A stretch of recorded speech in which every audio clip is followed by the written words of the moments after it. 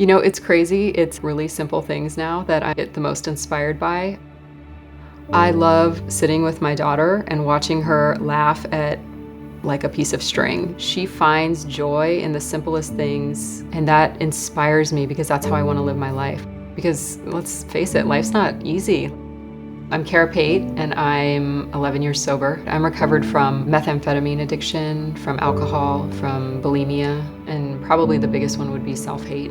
I have an older sister and a younger brother. I had an incredible family. I had really supportive parents, and I went the route of overachieving, and it was always this search. What is gonna make me somebody of value? You know, what is gonna give me that thing I'm looking for to make me feel whole? That inevitably is what I searched for in everything. I searched for it in relationships. I searched for it in drugs and alcohol. Alcohol, I fit in now, you know. Meth, oh my gosh, meth makes me skinny. I don't have to throw out my food anymore. You know, I had told myself when I started that drug, I was only gonna use that every now and then. And it's like this thing of like, not me, I'll never get addicted, you know, not me.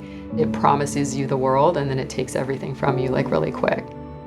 It's like pretty much just black from, you know, 22 to 27 when I got sober. In that time, there was tons of dark rooms without windows, you know, and people just with a meth pipe, just passing it around, and not a lot of hope and not a lot of light, and everybody's just there for the drug. I think that was like the beginning of the wake-up call for me.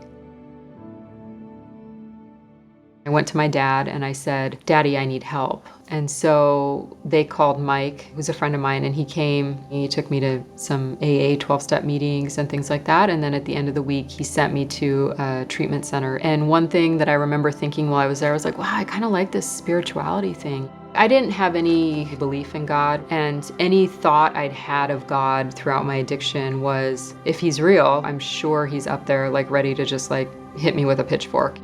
Where I lived, there was a women's detox center, and there was a woman on this one particular day who wrote on a little yellow piece of paper, she wrote, "Be still and know that I am God and I will heal you." I was like, I don't understand. I'm in so much pain, I can't actually stay sober. Like, I would rather die in my addiction than feel like this. She said, you know, you only have to feel like this once. Every day, just making it through one day at a time. And I said, I actually can't. I'm gonna go get high. And I went to the drug dealer's house, and I had some money, and I gave him some money. I was like in this place of tension, and I literally felt the presence of something or someone stand between me and this man, and I had a thought in my head that just said, this isn't the life I have for you, I have so much more. And it was like so much love and so much compassion, and the fact that I could hear that in the midst of like thinking I was like the most deplorable, horrible person on the face of the earth was like what really like changed my life. And I looked at the guy and I said, I can't, and I left. And I went outside and I just said, I don't know who you are, I don't know what you are, but I'm gonna look and I'm gonna find you. And for the next couple years, I went on this journey of looking for God in churches, in Buddhist temples, wherever I could go, where I could experience that love is where I went.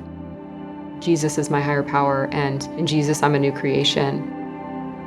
Yeah, recovery's been good. I've gotten to do things that I never ever thought I would do. In 2010, I got an email from Pepperdine saying that they were starting a new program. It was a social entrepreneurship and change program, and it was like, my heart just came alive when I saw it. But through that program, I worked on a project called the Global Treatment Alliance, and I wanted to look at resource sharing between the United States and other countries, developing nations, to provide basic mental health resources. I'm always looking for those opportunities to make a bigger change.